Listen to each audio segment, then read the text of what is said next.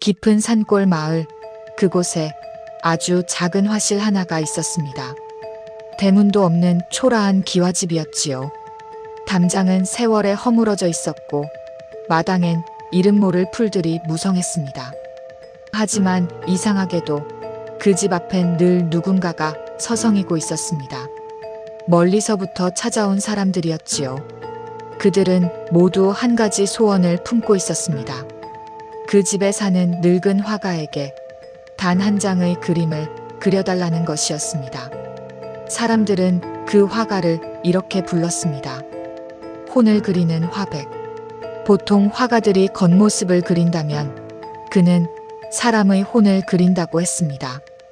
그의 붓끝에서 태어난 초상화는 단순한 그림이 아니라 살아 숨쉬는 또 하나의 생명과도 같다고 했지요. 그래서 그의 그림을 본 사람들은 모두 눈물을 흘렸습니다. 어떤 이는 말도 없이 그저 바라만 보다가 가슴을 쓸어내렸습니다. 어떤 이는 그림 앞에 무릎을 꿇고 한참을 울었습니다. 어떻게 이렇게까지? 사람들은 그렇게 중얼거렸습니다. 대체 무엇이 그토록 사람들을 울렸을까요? 그 화가는 어떤 사람이었을까요? 이 이야기는 아주 오래전 어느 가을날부터 시작됩니다. 단풍이 붉게 물들던 그해 가을이었습니다. 한 젊은 부인이 그 작은 화실을 찾아왔습니다. 한복 치마를 여미고 보자기에 무언가를 소중히 쌓아안고 온 그녀는 대문 앞에서 한참을 망설였습니다. 여보세요. 떨리는 목소리로 불러보았지만 대답이 없었습니다. 마당엔 낙엽만 쌓여 있었고 집안은 고요했습니다. 그때였습니다. 들어오시지요. 낮고 잔잔한 목소리가 안쪽에서 들려왔습니다. 부인이 조심스럽게 들어서자 작은 방 한가운데 한 노인이 앉아 있었습니다. 머리는 하얗게 새었지만 눈빛만은 깊고 맑았습니다. 손은 물감으로 물들어 있었고 그 앞엔 커다란 캔버스가 놓여 있었지요. 화백님, 저 부탁이 하나 있어서 왔습니다. 부인은 떨리는 손으로 보자기를 풀었습니다. 안에는 낡은 사진 한 장이 들어 있었습니다. 사진 속엔 30대쯤 되어 보이는 남자가 희미하게 웃고 있었습니다. 제 남편입니다. 3년 전에 세상을 떠났습니다. 부인의 목소리가 떨렸습니다. 사진이 이것밖에 없습니다.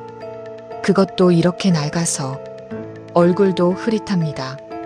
하지만 화백님이라면 제 남편을 다시 살려내 주실 수 있다고 들었습니다. 노화가는 사진을 받아들었습니다.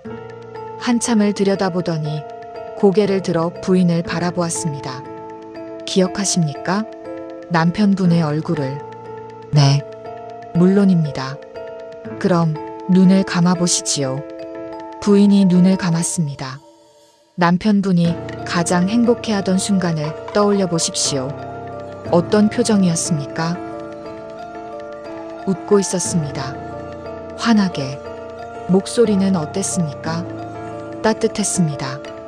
늘 저를 격려해 주었습니다. 손은요? 거칠었습니다. 일을 많이 해서. 하지만 제 손을 잡으면 그 어떤 것보다 따뜻했습니다. 노화가는 고개를 끄덕였습니다. 좋습니다. 일주일 뒤에 다시 오십시오. 부인이 돌아가자 화가는 홀로 캔버스 앞에 앉았습니다. 그는 먼저 눈을 감았습니다. 한참을 그렇게 앉아 있었지요. 마치 무언가를 듣는 것 같았습니다. 아무 소리도 나지 않는 그 방에서 그는 무언가를 듣고 있었습니다.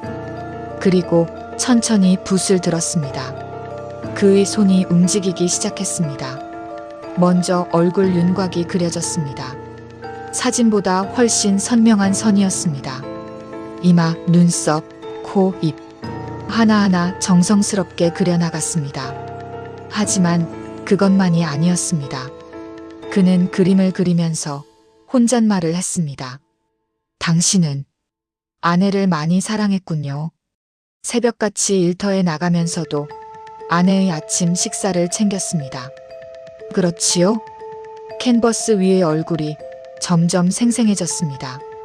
힘든 일이 있어도 집에 돌아오면 늘 웃었습니다. 아내 걱정시킬까봐 눈빛에 온기가 담겼습니다.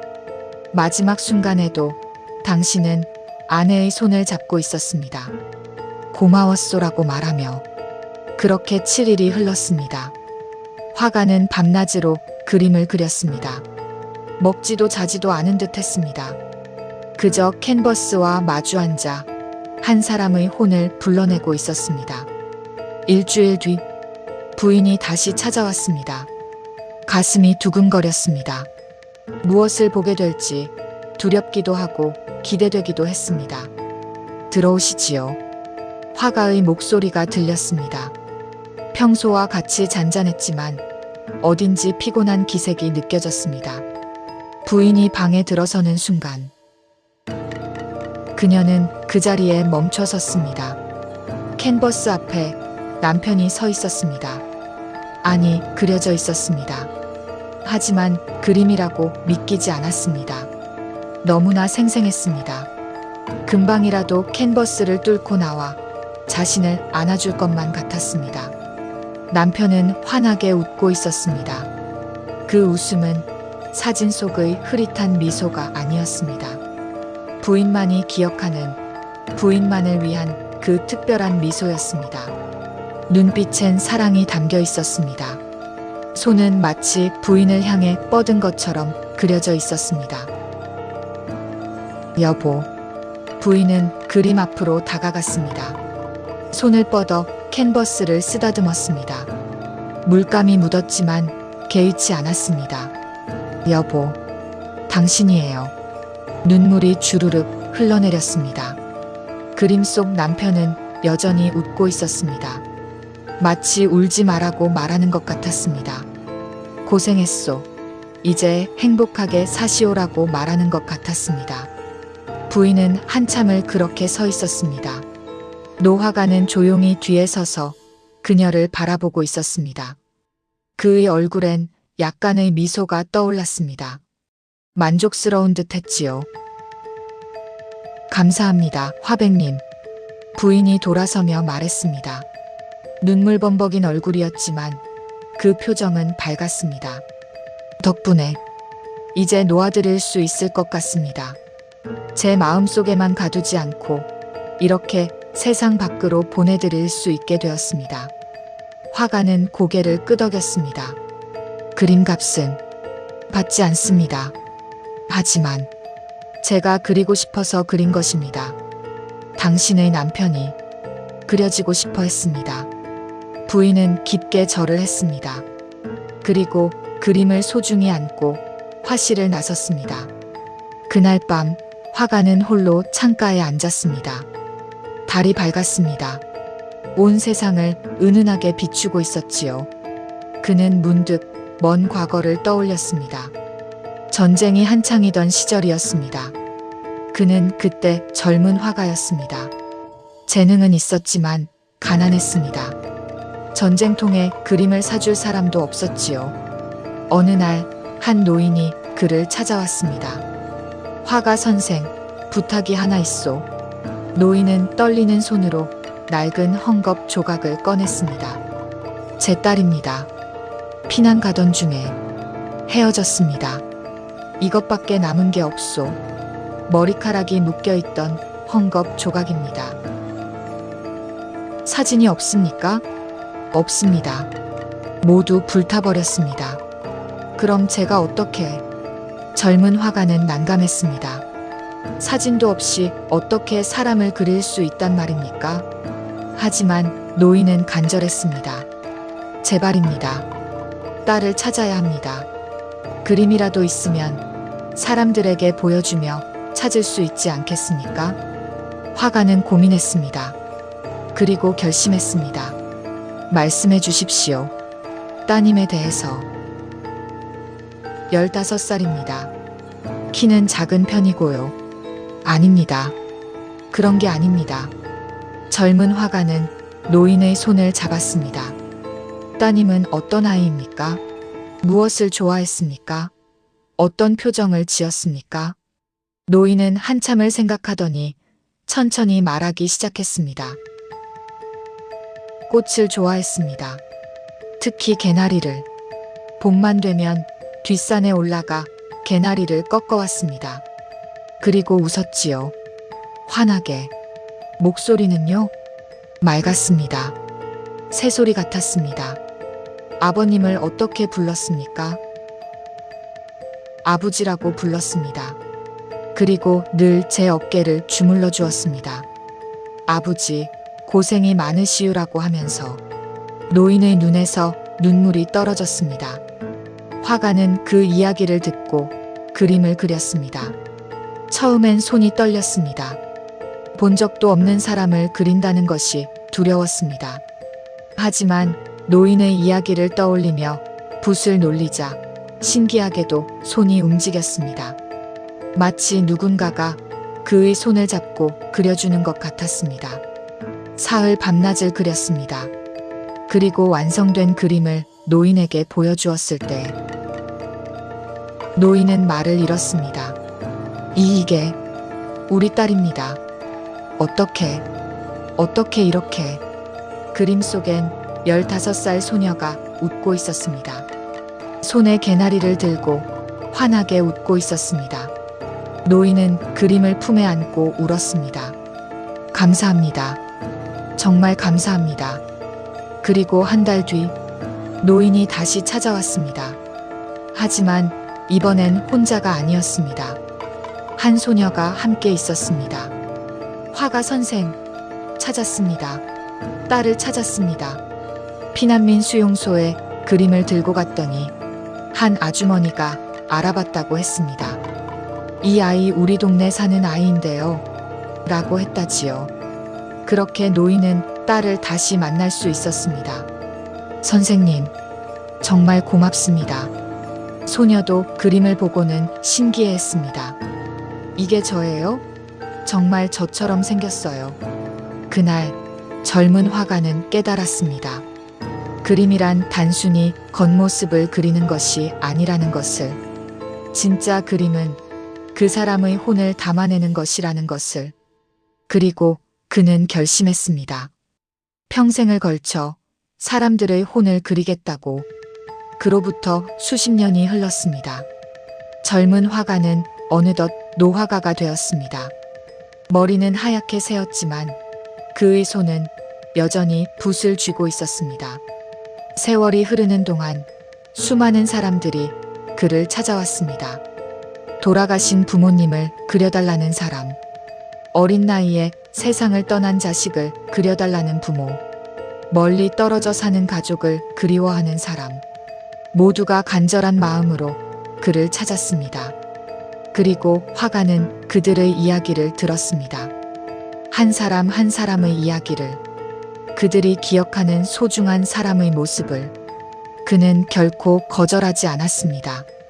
가난한 사람이 찾아와도 그림값을 받지 않았습니다. 오히려 밥을 지어 대접했습니다. 그림이야 제가 그리고 싶어서 그리는 것입니다. 돈은 필요 없습니다. 사람들은 고마워하며 돌아갔습니다. 그리고 입소문이 퍼졌습니다. 산골에 신통한 화가가 산다더라. 그 사람이 그린 그림은 살아있는 것 같다더라. 혼을 그리는 화백이라고 하더라. 어느 겨울날이었습니다. 눈이 펑펑 내리는 날, 한 중년 남자가 화실을 찾았습니다. 그는 양복을 단정히 차려입고 있었습니다. 도시에서 온 사람 같았지요. 손에는 비싼 서류 가방을 들고 있었습니다. 화백님, 부탁이 있습니다. 남자는 공손히 말했습니다. 어머니의 초상화를 그려주십시오. 사진이 있습니까? 네, 여기 있습니다. 남자는 사진 여러 장을 꺼냈습니다. 모두 선명한 사진들이었습니다. 젊은 시절부터 노년까지 다양한 모습이 담겨 있었습니다. 화가는 사진들을 천천히 들여다보았습니다. 돈은 얼마든지 드리겠습니다. 제가 사업을 좀 합니다. 어머니께서 평생 고생하셨는데 이제라도 효도하고 싶습니다. 화가는 고개를 들어 남자를 바라보았습니다. 어머니는 어디 계십니까? 작년에 돌아가셨습니다. 그러셨습니까? 화가는 다시 사진을 내려다보았습니다. 한참을 그렇게 있더니 조용히 물었습니다. 어머님과 함께한 시간이 많았습니까? 아닙니다. 남자의 목소리가 낮아졌습니다. 사업 때문에 바빴습니다. 1년에 한두 번 찾아뵙는 게 고작이었습니다. 마지막으로 어머님 손을 잡아본 게 언제입니까? 기억이 안 납니다. 어머님이 좋아하시던 음식은 무엇입니까? 모르겠습니다. 남자는 고개를 숙였습니다. 화가는 한숨을 쉬었습니다. 그림을 그릴 수 없습니다. 네. 남자는 당황했습니다. 왜 안 됩니까? 사진도 있는데요. 돈도 드린다고 했습니다. 사진만으로는 그릴 수 없습니다. 화가는 사진들을 남자에게 돌려주었습니다. 그림은 사진을 베끼는 것이 아닙니다. 혼을 그리는 것입니다. 하지만 당신은 어머님의 혼을 모릅니다. 어머님이 어떤 분이셨는지, 무엇을 좋아하셨는지, 어떤 목소리를 내셨는지 당신은 아무것도 모릅니다. 남자는 할 말을 잃었습니다. 돌아가십시오.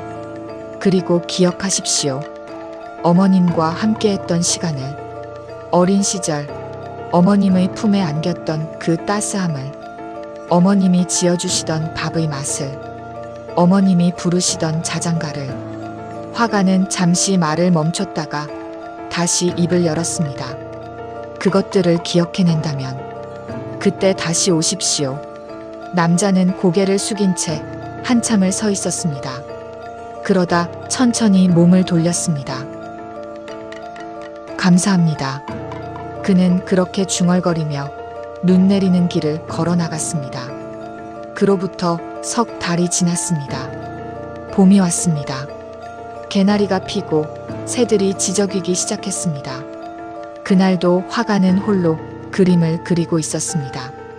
화백님, 익숙한 목소리가 들렸습니다. 고개를 들어보니 그 중년 남자가 다시 찾아와 있었습니다. 하지만 이전과는 달라 보였습니다. 양복 대신 편한 옷을 입고 있었고 표정도 한결 부드러워 보였습니다. 다시 왔습니다. 남자는 조용히 말했습니다. 그림을 그려주십시오. 화가는 붓을 내려놓고 남자를 바라보았습니다. 기억해내셨습니까? 네. 남자는 고개를 끄덕였습니다. 고향에 내려갔습니다.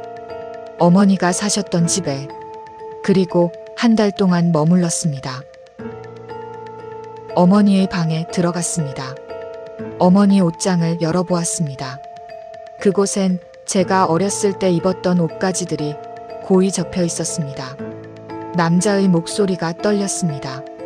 부엌에 가보았습니다. 어머니가 늘 쓰시던 냄비가 있었습니다. 그 냄비로 어머니는 제가 좋아하던 미역국을 끓여주셨습니다. 제 생일마다. 마당에 나가보았습니다. 어머니가 심으신 감나무가 있었습니다. 제가 어렸을 때 감을 따주시던 그 나무가 아직도 그대로 서 있었습니다. 남자는 눈물을 닦았습니다.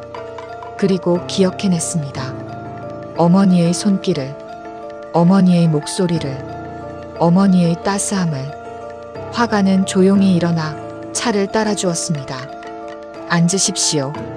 그리고 천천히 말씀해 주십시오. 어머님에 대해서. 남자는 앉았습니다. 그리고 한참 동안 이야기했습니다. 어린 시절 이야기를, 어머니의 품에서 들었던 자장가를, 어머니가 해주시던 음식의 맛을, 어머니의 웃음소리를, 어머니의 주름진 손을, 어머니의 하얀 머리카락을. 화가는 조용히 듣고 있었습니다. 그리고 고개를 끄덕였습니다. 이제 그릴 수 있겠습니다. 화가는 다시 한번 혼신을 다해 그림을 그렸습니다. 캔버스 앞에 앉아 남자가 들려준 이야기들을 떠올렸습니다. 한 여인의 생이 보였습니다. 젊은 시절 아들을 낳고 기뻐하던 모습이, 아들을 업고 일하던 고단한 모습이, 아들이 학교에서 상을 받아오면 기뻐하던 모습이, 아들이 도시로 떠나던 날 역 앞에서 오래도록 손을 흔들던 모습이, 그리고 말년의 모습, 혼자 남은 집에서 아들의 전화를 기다리던 모습이, 추석이면 아들이 올까 기대하며 음식을 장만하던 모습이, 결국 혼자 명절을 보내던 모습이, 화가의 눈에서 눈물이 흘렀습니다. 하지만 그는 멈추지 않았습니다. 눈물을 닦으며 계속 붓을 놀렸습니다. 그리고 열흘 뒤 그림이 완성되었습니다. 남자가 다시 찾아왔을 때 화가는 조용히 그림을 보여주었습니다. 어머니, 남자는 그 자리에 주저앉았습니다. 그림 속엔 한 노인이 있었습니다. 주름진 얼굴, 하얀 머리카락, 굽은 허리. 하지만 그 눈빛은 따스했습니다. 노인은 뭔가를 바라보고 있었습니다. 그 시선은 그림 밖을 향하고 있었습니다. 마치 누군가를 기다리는 것 같았습니다. 그리고 남자는 알았습니다. 어머니는 자신을 기다리고 있었다는 것을, 평생 동안 아들이 돌아오기를 기다리고 있었다는 것을. 어머니, 죄송합니다. 늦어서 죄송합니다. 남자는 그림 앞에 엎드려 울었습니다. 화가는 조용히 그의 어깨에 손을 얹었습니다. 이제 효도하십시오. 비록 어머님은 가셨지만 어머님의 뜻을 이어 사십시오. 누군가에게 따스함을 나눠주십시오. 그것이 진정한 효도입니다. 남자는 고개를 끄덕였습니다. 그리고 그림을 소중히 안고 깊게 절을 했습니다. 평생 잊지 않겠습니다. 그로부터 몇 년이 더 흘렀습니다. 화가는 이제 정말 늙었습니다. 손은 더 이상 붓을 제대로 쥘 수 없었고 눈도 침침해졌습니다. 어느 봄날 화가는 마지막 그림을 그렸습니다. 그것은 자신의 자화상이었습니다. 오랜만에 거울을 보며 자신의 얼굴을 그렸습니다. 주름투성이 얼굴, 하얀 머리, 흐려진 눈. 하지만 그는 웃고 있었습니다. 좋은 삶이었다. 그는 그렇게 생각했습니다. 평생 동안 사람들의 혼을 그렸습니다. 수많은 사연을 들었고 수많은 눈물을 보았습니다. 하지만 동시에 수많은 미소도 보았습니다. 그의 그림을 보고 위로받은 사람들, 그의 그림을 통해 소중한 사람을 다시 만난 사람들, 그의 그림 덕분에 잊고 있던 것을 기억해낸 사람들. 나는 행복했다. 자화상을 다 그리고 나서 화가는 붓을 내려놓았습니다. 그리고 창밖을 바라보았습니다. 개나리가 활짝 피어 있었습니다. 노란 꽃들이 바람에 흔들리고 있었습니다. 화가는 눈을 감았습니다. 그리고 그대로 잠이 들었습니다. 아주 깊은 평화로운 잠이었습니다. 며칠 뒤 마을 사람들이 화가를 발견했습니다. 그는 캔버스 앞에 앉은 채 그대로 세상을 떠나 있었습니다. 사람들은 슬퍼했습니다. 하지만 동시에 그가 평화롭게 떠났다는 것에 안도했습니다. 장례는 조용히 치러졌습니다. 하지만 많은 사람들이 찾아왔습니다. 화가에게 그림을 받았던 사람들, 화가에게 위로를 받았던 사람들. 그들은 모두 화가의 그림을 들고 왔습니다. 자신의 소중한 사람들이 그려진 그림을. 화백님 덕분에 어머니를 다시 만날 수 있었습니다. 화백님 덕분에 남편을 보낼 수 있었습니다. 화백님 덕분에 잊고 있던 것을 기억했습니다. 사람들은 그렇게 말하며 고개를 숙였습니다. 화가의 화실은 그대로 보존되었습니다. 마을 사람들이 정성껏 관리했지요. 그리고 그곳엔 화가의 마지막 자화상이 걸려 있습니다. 자화상 속 화가는 웃고 있습니다. 만족스러운 듯, 평화로운 듯 웃고 있습니다. 그 그림을 보는 사람들은 모두 말합니다. 진짜 살아있는 것 같다고, 혼이 담겨 있다고. 그렇습니다. 화가는 평생 동안 사람들의 혼을 그렸습니다. 그리고 마지막엔 자신의 혼까지 캔버스에 담았습니다. 그것이 진정한 예술이었습니다. 겉모습이 아닌 내면을 그리는 것, 기술이 아닌 마음을 담는 것, 화려함이 아닌 진심을 전하는 것. 오늘도 그 작은 화실엔 누군가가 찾아옵니다. 화가는 더 이상 없지만 사람들은 여전히 그곳을 찾습니다. 벽에 걸린 그림들을 보며 화가를 기억합니다. 그리고 생각합니다. 나는 누군가의 혼을 기억하고 있는가? 나는 누군가에게 진심을 다하고 있는가? 나는 내 삶에 혼을 담아 살고 있는가? 사진은 겉모습을 담을 수 있습니다. 하지만 진짜 그 사람을 담는 것은 기억입니다. 함께 나눴던 시간, 함께 나눴던 말, 함께 나눴던 따스함. 그것이 진짜 그 사람을 살려냅니다. 화가는 그것을 알았습니다. 그리고 평생을 걸쳐 사람들에게 그것을 가르쳐 주었습니다. 진정한 예술은 기술이 아니라는 것을, 진정한 아름다움은 겉모습이 아니라는 것을, 진정으로 소중한 것은 눈에 보이지 않는다는 것을, 바로 혼, 마음, 그리고 사랑이라는 것을. 산골 마을에 봄이 왔습니다. 개나리가 피고 새들이 노래합니다. 작은 화실 앞엔 오늘도 개나리가 흔들리고 있습니다.